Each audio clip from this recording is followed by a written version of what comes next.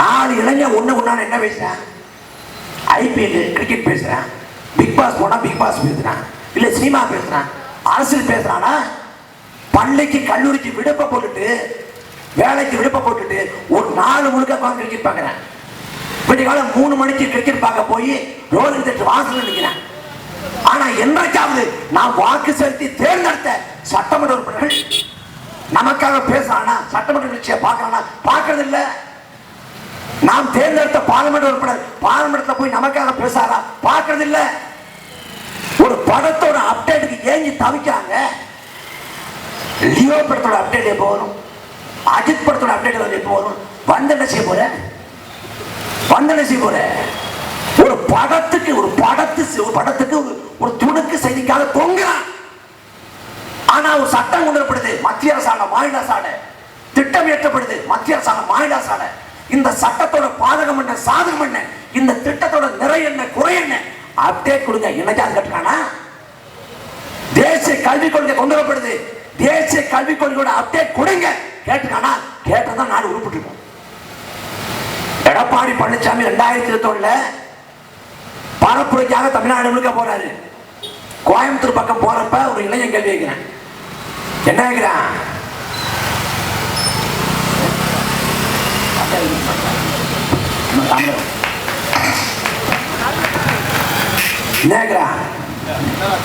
எடப்பாடி பழனிசாமி பார்த்து கேட்கிறான், பொள்ளாச்சியில் 100 கணக்கான பெண்கள் பாலியல் வன்கொடுமைக்கு உள்ளாக்கப்பட்டார்களே, அது நியாயமா? கேட்கல. தூத்துக்குடியில 14 பேரை துள்ள துடிக்க படுகொலை செய்தீர்களே, அது நியாயமா? கேட்கல. நாட்டின் கனிம வளங்கள் சூறையாடப்படுகிறது, அது நியாயமா? கேட்கல. மாநில உரிமைகளை மத்திய அரசின் காலில் கொண்ட அனுமதி வைக்கிறீங்களே, அது நியாயமா? கேட்கல. எந்த திசை பார்த்தாலும் லஞ்ச முடல் புறையோடிப்பு கிடக்குது, அது நியாயமா? கேட்கல. என்ன கேட்டான்? எடப்பாடி பழனிசாமி கேட்டான், வலிமைப்படுத்தின அப்டேட் வரும். இது போன்ற ஆட்கள் செத்து இன்னைக்கு கருமாதி வருகிறதோ அன்னைக்கு எல்லா அப்டேட்டும் வரும். நல்ல கண்ணுங்கிற மகத்தான தலைவர் வாழ்றாரு. ஆட்டுமே இந்தியாவில வெள்ளைக்காரன் எது சண்டை போட்டு வெள்ளைக்காரன் தலைகளாக கட்டி தொங்க விடப்பட்டு வெள்ளைக்காரன் மீசை முடியை சுருட்ட வச்சு பொசுக்கி மலித்த போதும் கூட சமரசம் இல்லாத நாட்டு விடுதலைக்காக நல்ல கண்ணு 2 முறை தேர்தலில் போட்டிட்டாரு. நல்ல கண்ணு தேர்தலில் மக்கள் தோற்கடித்தார்கள். விரட்டி குரல, மக்கள் மீது வெறுப்பு குரல, இன்றைக்கு வரை மக்களுக்காக உழைத்துக் கொண்டிருக்கிறார்.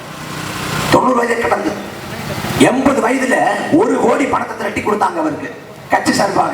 இந்த பணத்தை வச்சு என்ன பண்ண போறேன், மக்கள் சேவைக்கு பயன்படுத்தல என்று சொல்லி அந்த 1 கோடி பணத்தை திரும்ப கொடுத்தாங்க நல்லக்கண்ணு அவர்கள்.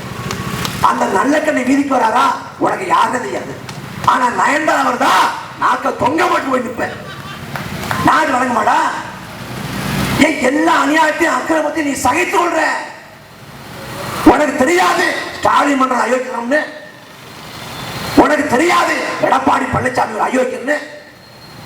நீ தெரிந்து எல்லா அநீதிகளையும் அக்கிரமங்களையும் சகித்து கொண்டு அனுமதி திட்டு விட்டு அப்புறம் குத்துதே கொடிதானா யாரு என்ன பண்றது? நாடு மாறணும், எல்லாம் மாறணும்னா நீ மாறாது, இது ஒன்று மாறாது. வாக்குங்கிற அந்த ஆயுதத்தோட வலிமை புரியணும். ஒரு கதை ஒன்று இருக்கு, கழுதைகிட்ட போய் 50 ரூபாய் பணத்தை கொடுத்தோம்னா அந்த கழுதை திருடும். அந்த கழுதைக்கு தெரியாது 50 ரூபாய்க்கு 5 பேருக்கு பேப்பர் வாங்கி 5 நாளைக்கு வச்சு திங்கலாம்னு. அதுபோல நமக்கு 1000 ரூபாய் 500 ரூபாய் காசு கொடுப்பான், வாங்கிட்டு ஓட்ட போட்டுவான். இதை சிந்திச்சு பார்க்க வேண்டாமா? என்ன அந்த ஆட்சியாளருக்கு என்ன நோக்கம் இருக்கு, என்ன அக்கறை இருக்குது? 2018-19 இதே சென்னையில கடுமையான வறட்சி, பஞ்சம், குடிநீர் தட்டுப்பாடு, குடிநீர் பற்றாக்குறை, குடிக்க தண்ணியில குழாயை தந்தா தண்ணி வர மாட்டேங்குது. சென்னையில உணவகத்தை பூரா மூடுறான், கடையில பூரா மூடுறான், ஐடி பார்க்க பூரா மூடுறான். எடப்பாடி பழனிசாமி தமிழ்நாட்டை ஆண்டு கொண்டிருக்காரு. அவசரமா எடப்பாடி பழனிசாமி தலைமையான அமைச்சரை கூடி முடிவெடுக்கிறாங்க. இந்த சூழலை சமாளிச்சாகணும், எப்படியாவது இந்த வறட்சியை போக்கணும், என்ன பண்ணலாம் அப்படின்னு. அப்ப அந்த அமைச்சர்கள் கூடிய முடிவுக்கு வர்றாங்க. என்னன்னா இந்த சூழலை போக்க, இந்த பற்றாக்குறை போக்க மழை பெய்ய வைக்கலாம். அது எப்படிங்க முடியும்? சின்ன போன்ற நாடுகளில் பல 100 கோடி செலவு பண்றாங்க. அவ்வளவு காசு நம்மகிட்ட இல்லைன்னா அவ்வளவு கஷ்டப்பட தேவையில்லை, லோ பட்ஜெட்ல பண்ணிடலாம். அதனால லோ பட்ஜெட்ல எல்லா ஊர்லயும் கோயில் இருக்கு, எல்லா ஊர்லயும் சாமியார் உட்கார வச்சு கோயில்ல யாராத்த வளர்த்தோம்னா மழை கொட்டி தண்ணி வந்து பற்றாக்குறை போயிடும், வறட்சி போயிடும் முடிவெடுக்கப்பட்டுச்சு. அரசாணை விட்டாங்க, அறிவிப்பானை விட்டாங்க, கோயில்ல உட்கார்ந்து யாக வளர்ந்து யோசிச்சு பாருங்க. யாகம் வளர்த்து மனைவி வைக்க முடியும் என்றால் உலகத்துல பாடுபடம் இருக்கு. ராமநாதபுரம் ஏன் வறட்சியா இருக்கு, சிவகங்கை ஏன் வறட்சியா இருக்கு, வளைகுடா நாடுகள்ல மலைவளம் இல்லாம ஏன் இருக்குது, அங்கெல்லாம் சாமியார் இல்லையா? அப்ப நாட்டை ஆளக்கூடிய ஆட்சியானதே இந்த லட்சம் தான் இருக்கான். நாட்டை ஆளக்கூடிய ஆட்சியானதே யாக வளர்த்தா எப்படா மழை வரும், யாக வளர்த்தா புகழா வரும். மரம் வளர்த்தால் தான் மழை வந்து தெரியாத. மரத்தை புறம் வெட்டி சாய்ச்சது, வெட்டி சாய்ச்சிட்டு கழுதைக்கு திருமணம் பண்றது. மரத்துக்கு மண்ணுக்கு விவாகரத்து ஒரு பக்கம், இன்னொரு பக்கம் கழுதைக்கு திருமணம். மழை வருமா? கழுதைக்கு திருமணம் பண்ணா கழுதை குட்டி தான் வரும், மழை எப்படி வரும்? நீ நம்புற எல்லா பைத்தியகாரத்தையும் நம்புற. பூனை குறுக்க போனா அவசரம் நம்புற. நீ ஒரு அவசர வேலையா கிளம்பி வெளில போற, பூனையும் ஒரு அவசர வேலையா கிளம்பி வெளில போற. ஒண்ணு விட பூனைக்கு முக்கியமான வேலை ஓவர்டாக் பண்ணிட்டு. அது ஓன் தப்பு தான், பூனை தப்பு இல்லை. என்ன நம்புற? பூனை குறுக்க போயிடுச்சு அவசரம். ஏன்னா ஸ்டாலின் போற நாட்டுல, எடப்பாடி பழனிசாமி போற நாட்டுல வராத கீழே இந்த பூனை நடத்துற போத உனக்கு புரிதல் வரணும். எல்லா கொடுமைகளுக்கும் எல்லா தீமைகளுக்கும் காரணம் இந்த திமுக அதிமுக தான். சண்டை போடணும். இங்க மறைச்சு கொண்டிருக்கான். பாஜக கடுமையா எதிர்க்கிறாரு. யாரு? ஸ்டாலின். என்ன பண்ணிட்டாரு? கடுமையா அழுத்தம் கொடுத்துட்டாரு. எங்க அழுத்தம் கொடுத்தாரு? கைக்கு அழுத்தம் கொடுத்தாரு, காலுக்கு அழுத்தம் கொடுத்தாரு, அதுக்கு முதுகுக்கு அழுத்தம் கொடுப்பாரு. பாஜக எதிர்க்க திமுகவுக்கு திராணி இருக்கா?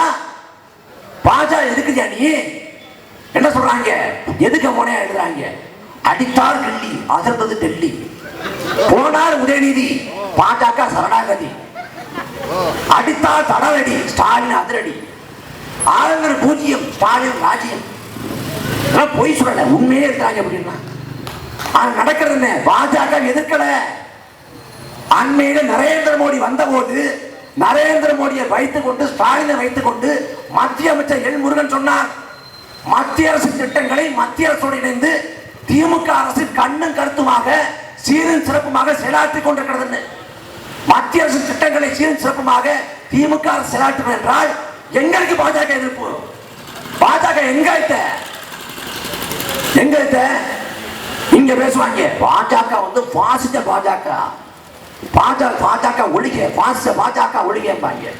டெல்லிக்கு போனா ஸ்வீட் எனிமீஸ், இனிமையான எதிரிகள் பாஜகங்கிறது. இந்த கமலஹாசன் படம் சொல்லுவாரு, பம்மலுக்கு சம்பந்தம், நீங்க எனக்கு ரொம்ப வேண்டப்பட்ட விரோதிங்க. அந்த மாதிரி ஸ்வீட் எனிமீஸ். இங்க ஒருத்தர் ஐயா உதயநிதி, இந்த திருசான்லாம் நயன்தாரான்னு ஒரு படம் வரும். அந்த படத்துல ஒரு கதாபாத்திரம் இருக்கும், செங்கல்லோடய சுத்தம். அதுக்கு பேர் செங்கல் சைக்கிள்னு வச்சிருப்பாங்க. அந்த மாதிரி செங்கல்ல தூக்கிட்டு போயிடுறது. இந்த பாத்தீங்களா எய்ம்ஸ் கொடுத்தோம் எங்க இங்க காமெடி சிரிங்க யாரு? உதயநிதி. ஆனா டெல்லிக்கு போனா இதே திமுக என்ன சொல்லுது? மோடி எதுக்கு மருத்துவ கல்வியை திறக்க கூப்பிடுறீங்கன்னு கேட்டா, வெள்ளித்தட்டுல வச்சு 8 மருத்துவ கல்வியை மோடி கொடுத்துருக்காருங்க. அவரை கூப்பிடாம யாரு கூப்பிடுறது? யாரு கேட்கிறா? இதே திமுக தான். அப்ப இங்க நாடகம் ஆடுறான். எதிர்ப்பது போல பாஜகவை நாடகம் ஆடிக்கொண்டு அங்க காலம் விட்டுக்கிட்டு இருக்கான். இந்த நாடகத்தை, இந்த சூழ்ச்சியை புரிந்து கொள்ளணும். திமுக ஒரு வேடம் போட்டுக் கொண்டிருக்கான். எடப்பாடி பழனிசாமி ஆட்சி காலத்தில் நடந்த எல்லா துயரங்களும் இன்னைக்கு வேறொரு வடிவத்தில் அவன் செயலாற்றி கொண்டிருக்கான். நாம் எதிர்க்கணும். இவன் அடக்குமுறை ஒடுக்குமுறை செலுத்தி வழக்க போடுவான்னா நீ என்ன வேணாலும் பண்ணு. ஜெயிலுன்னு ஒண்ணு இருந்தா பெயில்னு ஒண்ணு இருக்கு, நிச்சயமா இருக்கு. ஜெயிலு அப்படி இருக்கும் இப்ப இருக்கணும் பூதாகரமாக அமைக்கிறான். ஒண்ணுமில்ல. சிறை என்பது அவ்வளவு குதிரமாக இல்லை. நான் அனுபவத்தை சொல்றேன். ஏன்னா அன்னைக்கு என்ன சொல்லுவாங்க, ஜெயிலுக்கு போனா நீ கவிதான் திங்கணும்பாங்க. நீ ரம்ஜான் அன்னைக்கு அவனே பிரியாணி போடுறான். காலில் பொங்கல் போடுறான், எலுமிச்சை சோறு, தக்காளி சோறு விதவிதமா போடுறான். முட்டை, போண்டா, வடை, காசு கொடுத்தா எல்லாம் வந்துடுறேன். காலில் அதுவும் ஞாயிற்றுக்கிழமை காலில் தூங்குறப்ப காவல் அதிகாரிகள் தட்டுவாரு. தூங்கிட்டு அப்படி தட்டி, மத்தியானம் சைவம் வேணுமா அசைவம் வேணுமா இப்பயே சொல்லு. அடடா, வீட்டில் கூட இப்படி கேட்டது இல்லைடா. ஞாயிற்றுக்கிழமை காலை வழியில தூங்குறவங்க எழுப்பி அசைவம் வேணுமா சைவம் வேணுமான்னு கேட்குறாங்க. அப்ப சொல்லுவாங்க, ஜெயிலில் உனக்கு பொழுது போகாது, கம்பி தான் என்னணும். எது கம்பி என்னணும்?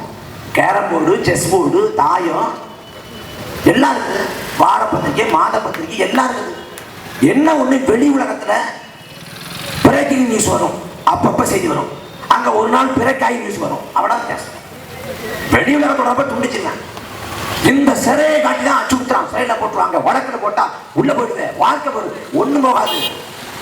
சிறைக்கு போனா வாழ்க்கை போடணும், வழக்கு வாங்கினா வாழ்க்கை போடணும், ஏமாத்துறேன். அநியாயத்துக்காக அக்கிரமத்துக்காக சண்டை ஓடணும். கண் முன்னே அநியாயம் நடக்கிற போது வேடிக்கை பார்த்து கொண்டு போக முடியாது. அநீதிக்குதாக பிறந்த கட்சி நாம் தமிழர் கட்சி. திமுக போல, அதிமுக போல, தேமுதிக போல, மதிமுக போல நாம் தமிழர் கட்சி பிறக்கல. திராவிட கழகத்தில் பெரியாரும் அண்ணாவும் இருந்தாங்க. பெரியாரும் அண்ணாவும் இருந்த போது பெரியாருக்கும் அண்ணாவுக்கும் சண்டை. அண்ணா வெளில வந்தாரு, தனி இயக்கம் திராவிட முன்னேற்ற கழகம் பிறந்தது. அந்த திராவிட முன்னேற்ற கழகத்தில் அண்ணா இறந்தவராக கருணாநிதி எம்ஜிஆருக்கும் சண்டை. எம்ஜிஆர் வெளில வந்தார், தனி இயக்கம் அதிமுக பிறந்தது. அதுக்கு பிறகு அதே திமுகவில் கருணாநிதிக்கும் வைகோவுக்கும் சண்டை. வைகோ வெளில வந்தார், தனி இயக்கம் மதிமுக பிறந்தது. அற்ப சண்டைக்காக, அற்ப தனிநபர் மோதலுக்காக பிறந்த இயக்கங்கள் திமுகவும் அதிமுகவும். ஆனால் நாம் தமிழர் கட்சி அவ்வாறு உருவாகவில்லை, வரலாற்றின் போக்கில் உருவானது. தமிழன் எந்த நாளை வேணாலும் மறக்கலாம். தமிழன் மறக்க கூடாத நாள் இருக்கு. உன் தாயின் நினைவு நாளை நீ மறக்கலாம், உன் அப்பாவின் நினைவு நாளை நீ மறக்கலாம், நீ திருமணம் செய்த நாளை மறக்கலாம், உன் பிள்ளை பிறந்த நாளை மறக்கலாம். நீ மறக்க கூடாத நாள் மே 18, 2009. ஒவ்வொரு தமிழனுக்கும் அந்த வழி இருக்கணும், அந்த வேதனை இருக்கணும், கொலவர் இருக்கணும். 2009 மே 18 2 லட்சம் தமிழர்களை துள்ள துடிக்க படுகொலை செய்துவிட்டு அவ்வளவுதான், தமிழர்களை வீழ்த்தி முடித்து விட்டோம், தமிழர்களை கொன்றழித்து விட்டோம். உங்க அக்கா தங்கச்சிகளை பாலியல் கொடுமைக்கு இரையாக்கி விட்டோம். உன் தாயக கனவை சிதைத்து விட்டோம். உன் புலிக்கொடியை தாழ்த்தி விட்டோம். உங்கள் தலைவர் பிரபாகரனை கொன்று விட்டோம் என்று சொல்லி மண்ணை முத்தமிட்டு ராஜபக்சே எக்காலமிட்டு சிறைத்த நாள் மே 18, 2009. உலகம் முழுக்க வாழ்ந்த தமிழன் கூனி குறுகி போய் தலைவர் பிரபாகரின் உடலை போன்ற உடலை கண்டு மனம் வெதும்பி போய் வாழ்வதா சாவதா என்று தெரியாது அழுது புலம்பிய நாள் மே 18. ஐயகோ எல்லாம் போச்சே, கண் முன்னே எல்லாத்தையும் நடந்துட்டு எல்லாம் கண்ணீர் வடித்த நாள் அந்த மே 18. எந்த நாளில் வீழ்ந்து விட்டோம் என்று உலகம் சொன்னதோ, எந்த நாளில் எங்களை அழித்து விட்டோம் என்று ராஜபக்சே எக்காலம் விட்டானோ, அதே நாளை குறிவைத்து 2010 நாம் தமிழர் கட்சி மே 18 உலகம் முழுக்க வாழ்ந்த தமிழர்களை திரட்டி நாங்கள் தமிழர்கள் இழைக்கப்பட்ட அநீதிக்கு நீதி கட்டிருக்கிறோம். நாங்கள் எழுந்தோம். நாம் தமிழர் கட்சி வெள்ளிவாக்கத்தில் திருவேற்காடியில இந்த இங்க மட்டும் இருக்குதா? உலகத்தில் தமிழன் பறைவாழ நாட்டில் எல்லாம் நாம் தமிழர் கட்சி கடை இருக்குது. உனக்கு சந்தேகம் இருக்கிற கலையை அலைவீசுக்கு தட்டிப்பாரு. France, Germany, Singapore, Malaysia, Italy, Dubai, Qatar, அரபு நாடுகள் எல்லாம் உலகெங்கும் நாம் தமிழர் கட்சி கடை இருக்குது. நாங்கள் இங்க காவிரி உரிமைக்காக போராடுறோம், தங்கச்சி அனிதாவுக்காக போராடுறோம். அதே சமயத்தில் நாங்கள் வெயில்ல போராடி கொண்டிருக்கிற, அடிக்கிற வெயில்ல உச்சி வெயில்ல போராடி கொண்டிருக்கிற அதே சமயத்தில் அங்க கொட்டுகிற பணியில பிரான்ஸ்லையும் சுவிட்சர்லாந்தையும் எங்கள் உறவுக்காரன் போராடி கொண்டிருக்கேன், எங்கள் இனத்தின் நலன் காக்க. ஆகவே நாங்கள் மாற்று அரசியலை முன்வைக்கிறோம். நாங்கள் திமுக போல, அதிமுக போல, காங்கிரஸ் போல, பாஜக போல இல்ல. நாங்க வேற மாதிரி, நாங்க வேற ரகம். காசை கொட்டி இறைக்கிறான், பணத்தை பசு கொண்டு கொட்டி கொடுக்கிறான். ₹1 காசு இல்ல, ₹1 காசு இல்லாம மக்களை சந்தித்து மக்கள்கிட்ட கருத்துக்களை சொல்லி வாக்களை போடலாம். நீங்க யோசிச்சு பாருங்க, பணம் இருந்தாதான் அரசு செய்ய முடியும். கடை உருவாக்கிச்சு, அந்த கடையை உடைத்து தகர்த்து கொண்டிருக்கிறது நாம் தமிழர் கட்சி. எந்த பின்புலம் இல்லை. நீ இணையத்தில் போய் பார்த்தா திமுக புலம்புற, நாம் தமிழர் கட்சி சீமான் நாம் தமிழர் கட்சி புலம்புற. தமிழ்நாட்டில் ஆட்சி அதிகாரத்தில் இருக்கான் திமுக. 38 பார்லிமெண்ட் உறுப்பினர் கொண்டிருக்கான். எல்லா மாநில முதலமைச்சரோடும் உறவாடு இருக்கான். அதிகார பலம் இருக்கு, பணபலம் இருக்கு, படைபலம் இருக்கு, ஊடக வெளிச்சம் இருக்கு, எல்லாம் இருக்கு. எல்லாம் இருந்தும் நாம் தமிழர் கட்சி நாம் தமிழர் கட்சி சீமான்னு புலம்புறேன். எங்கள்கிட்ட பணபலம் இல்லை, ஊடக வெளிச்சம் இல்லை, மத்தியில பார்லிமெண்ட் உறுப்பினர் இல்லை, மாநில சட்டமன்ற உறுப்பினர் இல்லை, அதிகாரம் இல்லை, பணம் இல்லை, பதவி இல்லை, எதுவும் இல்லை. ஆனாலும் திமிரோடு நிற்கிறோம். அது எங்கள் தமிழ் தந்த திமிர், எங்கள் தமிழர் பிரபாகரன் தந்த திமிர்.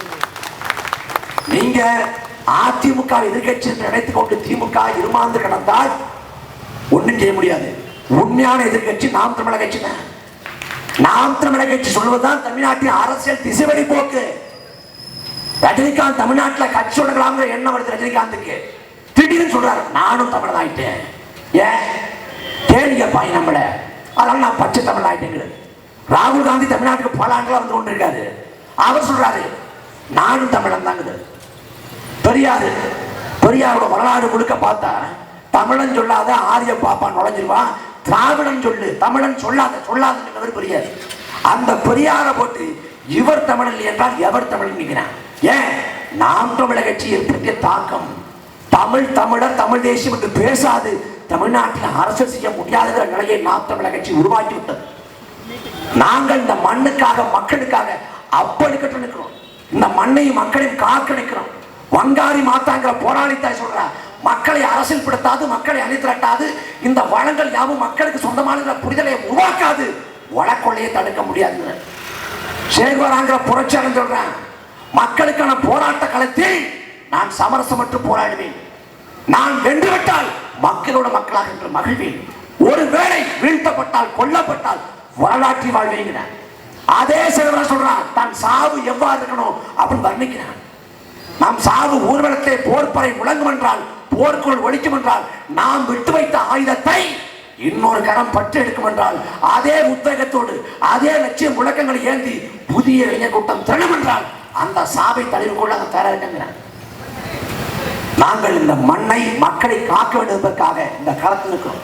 இந்த அடக்குமுறை, ஒடுக்குமுறை, அவதூறு, பழிச்சொல், இடிச்சொல் எல்லாவற்றையும் எதிர்கொண்டு இந்த களத்தில் ஒரு மாற்று அரசியலை உருவாக்க, இந்த மண்ணுக்கு மக்களுக்குமான ஒரு நல்ல அரசியலை நிறுவதற்காக உங்கள் பிள்ளைகள் இருக்கிறோம். காலங்காலமாக திமுகவுக்கு அதிமுகவுக்கு வாக்கு செலுத்திய நீங்கள் உங்கள் வயிற்று பிள்ளைகளுக்கு வாக்கு செலுத்துங்கள். மாற்றத்துக்காக ஒரு வாய்ப்பாக உங்கள் வாக்களை தாருங்கள். நாங்கள் தனிச்சுதான் போட்டி. திமுக அதிமுகவோடு என்னைக்கும் ஒட்டும் இல்லை, உறவும் இல்லை, தனிச்சுதான் போட்டி.